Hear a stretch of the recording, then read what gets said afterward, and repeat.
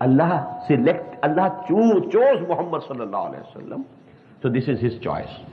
But now this word selected has been used. Who has selected you? For the ummah. Why? The reason is that the two links of Risalah that I described, till such time that this institution of prophethood was continuing, these were the only two links. Angel bringing wahi to the human messenger. And then when that teaching was lost, people went astray, again a messenger, wahi again coming to a human being.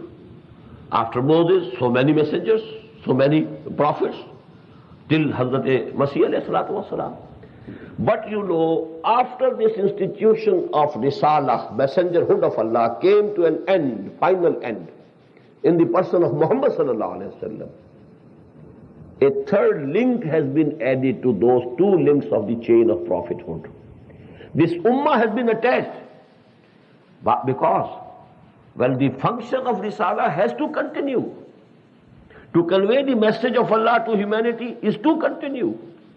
Humanity has not come to an end. People are living. And you know the population of this world at the time of Muhammad sallallahu alaihi wasallam must be very small as compared to the population today. Do all these human beings not need the message of Allah? Who will convey to them the message of Allah subhanahu wa ta'ala? So actually the third link is the ummah of Muhammad sallallahu alaihi wasallam. Allah sent his message through Jibreel to Muhammad sallallahu alaihi wasallam. Muhammad received the message sallallahu alaihi wasallam from Jibreel, conveyed it to his companions. The companions now conveyed it to the tabi'een. The tabi'een conveyed it to the tabi'een.